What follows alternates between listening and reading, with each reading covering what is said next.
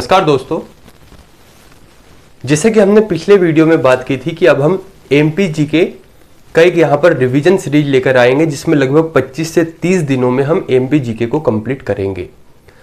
अब मैं थोड़ा सा यहाँ पर इस वीडियो को शुरू करने से पहले बता देता हूँ, चूंकि ये एमपीजीके से संबंधित पहला वीडियो रहेगा, तो हम कैसे एमपीजीके को पढ़ेंगे। हम एमपीजीके के जितने भी टॉपिक है, लगभग 20 से 25 जो टॉपिक है, उन 20 से 25 टॉपिक को रिवीजन के रूप में पढ़ेंगे। अब रिवीजन का मतलब क्या होता है? कहने का मतलब ये कि हम डिटेल में ना पढ़ के जो एग्जाम की दृष्टि से महत्वपूर्ण है, केवल उन्हीं बिंदुओं पर चर्चा करेंगे। जैसे कि मान लेते हैं अनुसूचित जाति से संबंधित कोई आर्टिकल आया, मान लेते हैं आर्टिकल 366 अनुच्छेद 366। तो जब हम इसी को डिटेल में पढ़ते तो हम अनुच्छेद 366 को भी यहां पर डिस्कस करते कि इसमें दिया क्या है। यह बात करते हैं अनुसूचित जातियों के बारे में बात करते तो मध्य प्रदेश की जितनी भी अनुसूचित जाति है, महत्वपूर्ण जातियों के बारे में बात करते हैं। लेकिन वहां से प्रश्न बनने की संभावना बहुत कम रहती है, और जहां से प्रश्न बनने की संभावना अधिक रहती है उन बिंदुओं पर तो हम चर्चा करेंगे ही, है ना। लेकिन मैंने जब इस वीडियो को बनाया तो इससे पहले मैंने एक वीडियो बनाया हुआ था जिसमें बात की थी कि अगर मुझे आपका रिस्पॉन्स सही नहीं मिला तो मैं यहां पर इन एमपीजीके से संबंधित वीडियो की ये जो सीरीज है इसे बंद कर दूंगा। कहने का मतलब सिर्फ मेरा दायित्व पढ़ाना नहीं है, अपितु आपकी भी जिम्मेदारी बनती है कि आप सही ढंग से आपका रिस्पॉन्स दे, आप पढ़ाई करें। तो बात करते हैं अनुसूचित जाति से संबंधित इस पहले वीडियो के बारे में। ये बड़ा ही महत्वपूर्ण टॉपिक है। इसे पढ़ाने के पीछे कारण क्या है? देखिए, क्या होता है ना कि कुछ टॉपिक एमपीजीके में ऐसे हैं जहां से हम कितना ही पढ़ ले बार बार भूलते हैं, लेकिन जब हमें कोई इन्हें पढ़ा देता है तो जो बोर्ड पर चीजें रहती है और जो जिस तरीके से समझाता है, अगर समझाने का तरीका सही है तो हमारे माइंड में वह चीजें यहां पर क्लिक कर जाती है और ऑप्शन सामने दिखते ही हमें सही आंसर पता लग जाता है। अनुसूचित जाति यानी शेड्यूल कास्ट की अगर हम बात करें तो सबसे पहले हम इसमें देखेंगे कि भारतीय संविधान के किन अनुच्छेदों में इनका वर्णन है। दूसरी बात ये कि इनके प्रकारों के बारे में जानेंगे, इनके प्रतिशत के बारे में जानेंगे, और यहां से सबसे महत्वपूर्ण इन तीनों खंडों में जो ये बीच का खंड है, मध्य भाग है, यहां से प्रश्न हमेशा बनते हैं, इसको जानेंगे। अंत में देखेंगे कि प्रश्न पूछने की प्रवृत्ति क्या क्या हो सकती है। केवल एमपीपीएससी नहीं, अपितु पटवारी, एसआई या अन्य एग्जाम की आप तैयारी करते हैं तो महत्वपूर्ण टॉपिक है। खैर, समय को बर्बाद किए बिना हम शुरू करते हैं अनुसूचित जातियों के बारे में। अनुसूचित जाति के बारे में बात करें तो भारतीय संविधान के 2 आर्टिकल बड़े ही महत्वपूर्ण है अनुसूचित जाति से संबंधित। एक आर्टिकल है अनुच्छेद 366 खंड 24। यह वह आर्टिकल है जिसमें अनुसूचित जातियों को परिभाषित किया गया है ना। और एक आर्टिकल है अनुच्छेद 341। यह वह आर्टिकल है जिसमें अनुसूचित जातियों को सूचीबद्ध किया गया है। अब आप कहेंगे कि सर बहुत ही सरल आर्टिकल है, 366 हमें वैसे ही ध्यान रह गया, 341 हमें वैसे ही ध्यान रह गया। लेकिन जब ऑप्शन में प्रश्न आता है अनुच्छेद 366 खंड 24, खंड 22, खंड 25, खंड 26 या अनुच्छेद 367 आ जाता है तो बस यहीं पर कंफ्यूजन हो जाता है। ठीक ऐसे ही अनुच्छेद 341 की जगह 341, 42, 40 और 43 जैसे ही आया तो फिर हमारा यहाँ पर माइंड काम नहीं करता। कहने का मतलब बिल्कुल दिमाग में 100% क्लियर होना चाहिए। अनुच्छेद 366 खंड 24 परिभाषित करता है अनुसूचित जातियों को, और अनुच्छेद 341 में सूचीबद्ध जातियां अनुसूचित जाति कहलाती है। अब यहां से प्रश्न कैसे बनते हैं? प्रश्न पूछने की प्रकृति यह रहेगी कि भारतीय संविधान का कौन सा अनुच्छेद अनुसूचित जातियों को परिभाषित करता है। तो ध्यान रखना, अनुच्छेद 366 खंड 24। नेक्स्ट प्रश्न बन सकता है कि भारतीय संविधान के किस अनुच्छेद में अनुसूचित जातियों को सूचीबद्ध किया गया है। तो ध्यान रखना आर्टिकल 341। क्लियर है यहां तक? नेक्स्ट बढ़ते हैं। अगला प्रश्न पूछा जा सकता है कि अनुसूचित जातियों के कुल कितने प्रकार हैं, यानी मध्य प्रदेश में अनुसूचित जातियों की कितनी संख्या या कितने प्रकार हैं। तो ध्यान रखना आपको यहां पर अनुसूचित जातियों के 47 प्रकार देखने को मिलते हैं, 47, है ना। इसके बाद नेक्स्ट प्रश्न बनता है कि मध्य प्रदेश में कुल कितनी अनुसूचित जाति है। देखिए यहां पर संख्या न पूछ के उन अनुसूचित जातियों के प्रतिशत से प्रश्न आता है, जैसे कि 7,26,26,809 यानी कि 7,26,26,809 जो कि मध्य प्रदेश की जनसंख्या है, इसमें अनुसूचित जातियों की कितनी संख्या है। तो मैं चाहूं तो यहां पर आपको संख्या बतला दूं, लेकिन प्रश्न वहां से बनता ही नहीं, तो क्यों हम उन चीजों को ध्यान रखें जहां से प्रश्न नहीं बनता। हमें मतलब है इससे कि यहां से प्रश्न क्या बनेगा, तो प्रश्न बनता है कि अनुसूचित जातियों की कितना प्रतिशत है। तो आपको ध्यान रखना है मध्य प्रदेश में कुल अनुसूचित जाति यानी शेड्यूल कास्ट का प्रतिशत 15.60 है। बिल्कुल आपको रट लेना है इस शब्द को, 15.60। यही अगर पूछ लिया जाए कि भारत में अनुसूचित जातियों का कितना प्रतिशत है, तो इस 15 की जगह बस आपको 1 बढ़ाना है यानी कि 16.60। ठीक है, खैर अभी मध्य प्रदेश का ध्यान रख लीजिए 15.60। अगला यह प्रश्न आता है कि मध्य प्रदेश की जो अनुसूचित जाति है इसका देश में कौन सा स्थान है। तो आपको ध्यान रखना है देश में मध्य प्रदेश के संदर्भ में अगर हम बात करें अनुसूचित जाति का स्थान, तो अनुसूचित जाति का स्थान है 8वां। लेकिन अगर प्रश्न पूछ लिया जाए कि देश में अनुसूचित जाति का यानी कि मध्य प्रदेश की अनुसूचित जाति का कितना प्रतिशत भाग है, तो फिर ध्यान रखना है 17वां भाग, है ना।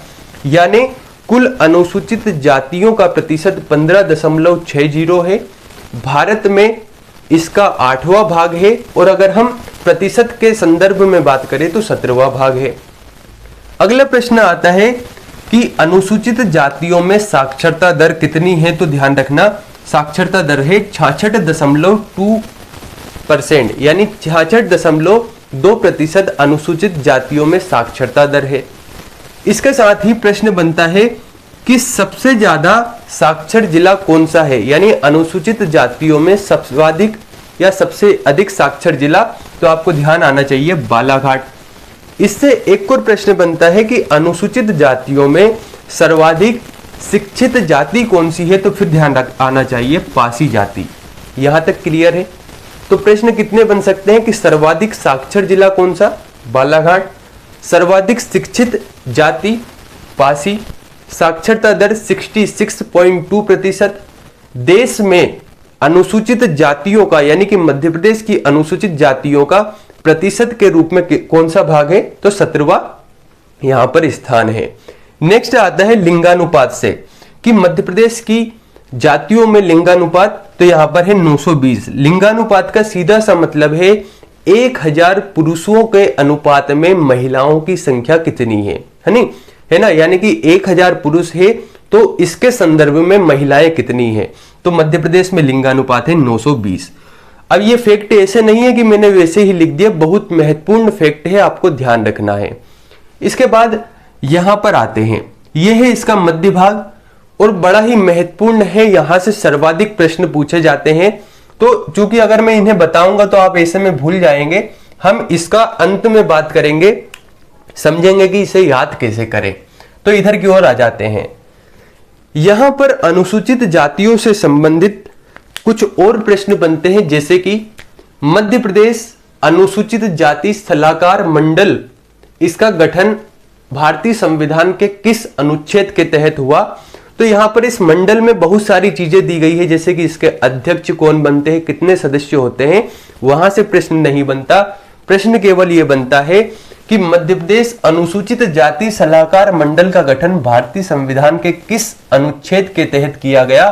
तो ध्यान रखना आर्टिकल 2441 यानी 244(1) के तहत अनुसूचित जाति सलाहकार मंडल का गठन हुआ है। अगला जो प्रश्न बन सकता है वह प्रश्न बनता है मध्य प्रदेश अनुसूचित जाति सहकारी वित्त एवं विकास निगम का गठन कब हुआ या स्थापना कब हुई। तो ध्यान रखना 1979। तो हमें यह नहीं पढ़ना कि इसमें क्या दिया गया है, हमें केवल इतना ध्यान रखना है कि इसकी स्थापना कब हुई, 1979। अगला भारतीय संविधान के कुछ अनुच्छेद अनुसूचित जातियों से संबंधित है, उन्हें देखिए। पहला है आर्टिकल 16(4). भारतीय संविधान के अनुच्छेद 16(4) जिसमें आप पढ़ते हैं मौलिक अधिकारों को, है ना। अनुच्छेद 12 से 35 तक जो मौलिक अधिकार है, इन्हीं में से एक आर्टिकल है अनुच्छेद 16(4). अनुच्छेद 16(4) या आर्टिकल 16(4) ये बात करता है कि जो दलित एवं पिछड़ी जातियां हैं, इनके संबंध में या कहें इनके संदर्भ में आरक्षण का प्रावधान करता है आर्टिकल 16(4). तो मान लीजिए प्रश्न क्या बना कि भारतीय संविधान का कौन सा अनुच्छेद दलित एवं पिछड़ी जातियों के संबंध में आरक्षण का प्रावधान करता है, तो ध्यान रखना आर्टिकल 16(4). नेक्स्ट है आर्टिकल 330। आर्टिकल 330 भारतीय संविधान का अनुच्छेद 330 यह कहता है कि जो लोकसभा है, लोकसभा में अनुसूचित जातियों के लिए सीटों का आरक्षण किया जाता है। वहीं भारतीय संविधान का अनुच्छेद 332 राज्य विधानसभाओं में अनुसूचित जातियों के लिए सीटों के आरक्षण का प्रावधान करता है। अब ध्यान रखिएगा, यहां पर प्रश्न क्या पूछा जाएगा। प्रश्न पूछा जाएगा कि भारतीय संविधान का वह कौन सा अनुच्छेद है, कौन सा आर्टिकल है जिसके तहत लोकसभा में अनुसूचित जातियों के लिए आरक्षण का प्रावधान किया गया है, तो ध्यान रखना आर्टिकल 330। वहीं अगर प्रश्न पूछ लिया जाए कि किस अनुच्छेद के तहत, किस अनुच्छेद के अंतर्गत राज्य विधानसभाओं में अनुसूचित जातियों के लिए आरक्षण का प्रावधान किया गया, तो ध्यान रखना आर्टिकल 332 यानी अनुच्छेद 332। जो मैंने बतलाया बस इनको रट डालिए, आपका काम हो जाएगा। यानी आर्टिकल 323 लोकसभा में और आर्टिकल 332 राज्य विधानसभा में अनुसूचित जातियों के लिए सीटों का आरक्षण करता है। ठीक है, यहां तक क्लियर। अब कुछ प्रश्न ऐसे बनते हैं कि सबसे पहले अनुसूचित जाति जो शब्द है, एससी जो शब्द है, इसका प्रयोग किसने किया, तो ध्यान रखना इसका प्रयोग सबसे पहले किया था साइमन कमीशन ने। ठीक है। नेक्स्ट प्रश्न बनता है कि दलित शब्द का प्रयोग सबसे पहले किसने किया, तो वह भी साइमन कमीशन ने। यानी अगर प्रश्न पूछ लिया जाए कि अनुसूचित जाति शब्द का प्रथम प्रयोग, ध्यान रखना पहली बार प्रयोग किसने किया, तो साइमन कमीशन। दलित शब्द का पहली बार प्रयोग किसने किया, तो भी साइमन कमीशन। अगर प्रश्न पूछा जाता है कि अनुसूचित जाति शब्द का प्रयोग कहां पर मिलता है, तो फिर ध्यान रखना भारतीय संविधान में। ठीक है। यानी अगर प्रथम बार पूछा जाए तो साइमन कमीशन, और अनुसूचित जाति शब्द का यहां पर प्रयोग कहां मिलता है या कहां पर यह शब्द मिलता है, तो फिर ध्यान रखिएगा भारतीय संविधान में। नेक्स्ट, हरिजन शब्द का प्रयोग किसने किया, तो फिर ध्यान रखना महात्मा गांधी ने। प्रश्न यही पूछे जा सकते हैं कि महात्मा गांधी द्वारा अनुसूचित जातियों के लिए किस शब्द का प्रयोग किया गया, तो हरिजन शब्द का। यहां तक क्लियर है। तो अब हमने यह भी देखा कि प्रश्न कैसे पूछे जा सकते हैं, हमने यह भी देखा कि कौन कौन सी महत्वपूर्ण चीजें हैं। अब हम बात करते हैं सबसे महत्वपूर्ण चीज जहां से प्रश्न बनते हैं, उनको समझिए। देखिए, सबसे ज्यादा प्रश्न यह पूछा जाता है कि मध्य प्रदेश में सर्वाधिक अनुसूचित जाति किस जिले में है, या सर्वाधिक अनुसूचित जाति प्रतिशत वाला जिला कौन सा है, या सर्वाधिक अनुसूचित जाति 10 की वृद्धि दर वाला जिला कौन सा है, या 3 ऐसे जिले बताइए जिनमें सर्वाधिक अनुसूचित जाति है, 3 ऐसे जिले बताइए जिसमें न्यूनतम अनुसूचित जाति है। तो सबसे पहले इसे पढ़ लीजिए, उसके बाद में हम देखेंगे इनके बारे में। ठीक है। देखिए,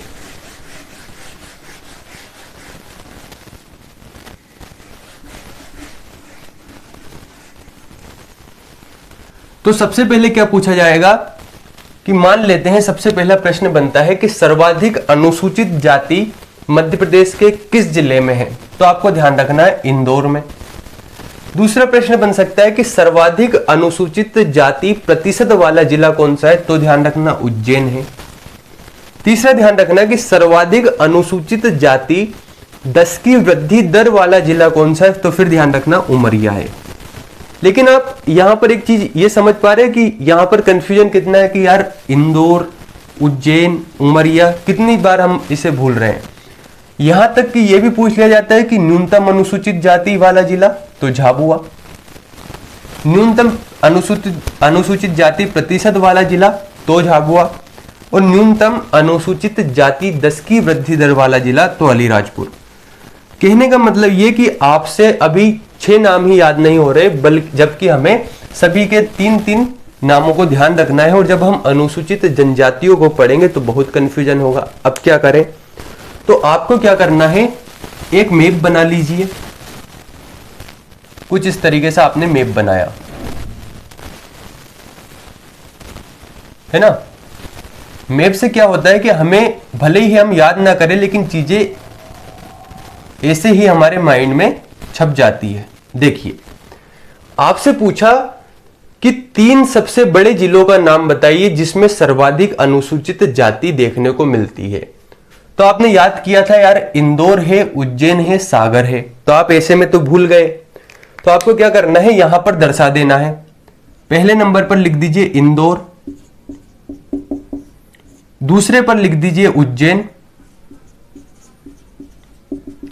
तीसरे पर लिख दीजिए सागर।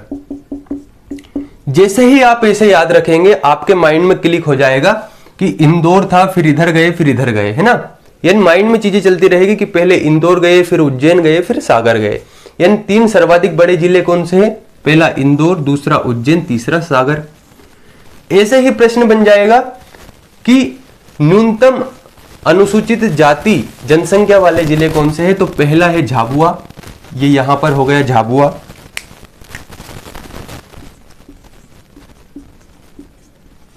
दूसरा है अलीराजपुर, इसी के पास हो गया अलीराजपुर। तीसरा है डिंडोरी, तो यहां पर है डिंडोरी।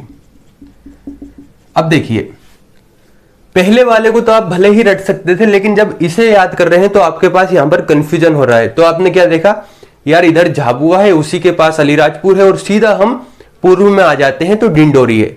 तो सर्वाधिक अनुसूचित जाति वाले जिले इंदौर, उज्जैन, सागर। न्यूनतम झाबुआ, अलीराजपुर, डिंडोरी। नेक्स्ट प्रश्न बनेगा कि सर्वाधिक अनुसूचित जाति प्रतिशत वाले जिले कौन से हैं, तो फिर मैप बनाया।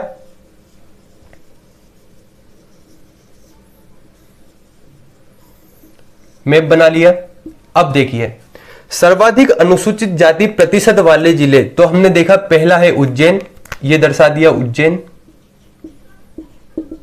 दूसरा है दतिया, यहां पर हो गया दतिया। तीसरा है टीकमगढ़, यहां पर हो गया टीकमगढ़। तो अब इसे रटना नहीं है, बस क्या करना है, उज्जैन पहुंचे, उज्जैन से दतिया पहुंच गए, दतिया से टीकमगढ़ आ गए, ऐसे याद हो जाएगा। फिर पूछ लिया न्यूनतम अनुसूचित जाति प्रतिशत वाले जिले, तो हम आए झाबुआ, अलीराजपुर और मंडला। अब देखिए, इसे 2 तरीके से याद कर सकते हैं। या तो आप यहां पर दर्शा दीजिए, या जो न्यूनतम अनुसूचित जाति जनसंख्या वाले जिले थे, इसी में जब प्रतिशत का ध्यान रखें तो ध्यान रखना बस झाबुआ, अलीराजपुर तो सेम है। पहले वाले में डिंडोरी था, दूसरे वाले में मंडला हो जाएगा, है ना। कहने का मतलब, अगर पूछ लिया जाए न्यूनतम अनुसूचित जाति जनसंख्या वाला जिला झाबुआ, अलीराजपुर, डिंडोरी। न्यूनतम अनुसूचित जाति प्रतिशत वाला जिला, तो झाबुआ, अलीराजपुर और मंडला। नेक्स्ट है सर्वाधिक अनुसूचित जाति 10 की वृद्धि दर, ये 10 लिखा हुआ है, इसका मतलब है 10 की वृद्धि दर।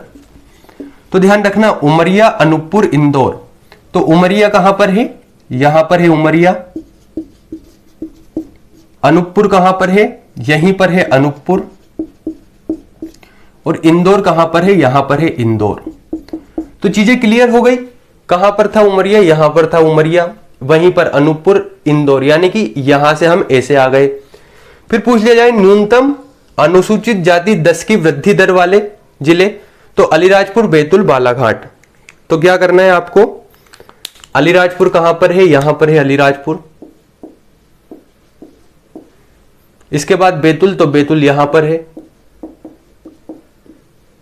इसके बाद बालाघाट, तो बालाघाट आपका यहां पर है। तो होगा क्या, इससे चीजें आपको बहुत ही अच्छे तरीके से याद रहेगी। यानी पूछ लिया कि सर्वाधिक 10 की वृद्धि दर वाले जिले कौन से हैं अनुसूचित जाति, तो उमरिया, अनूपपुर, इंदौर। और न्यूनतम 10 की वृद्धि दर वाले जिले तो अलीराजपुर से हम चले, बैतूल पहुंचे, बैतूल से बालाघाट। बस इनको नोट कर लीजिए, इन्हीं को आप मैप में दर्शा दीजिए, आपको याद हो जाएगा। तो साथियों, अगर आपको लगता है कि एमपी जीके से संबंधित ये जो हमारी रिवीजन सीरीज है ये सही है, तो कमेंट कर बताएं, चैनल को लाइक करें, सब्सक्राइब करें, साथ ही वीडियो को अंत तक देखें तो आपको फायदा मिलेगा। और अगर आप सही रिस्पॉन्स नहीं देते तो 5 वीडियो के बाद ये जो सीरीज है ये बंद कर दी जाएगी। धन्यवाद।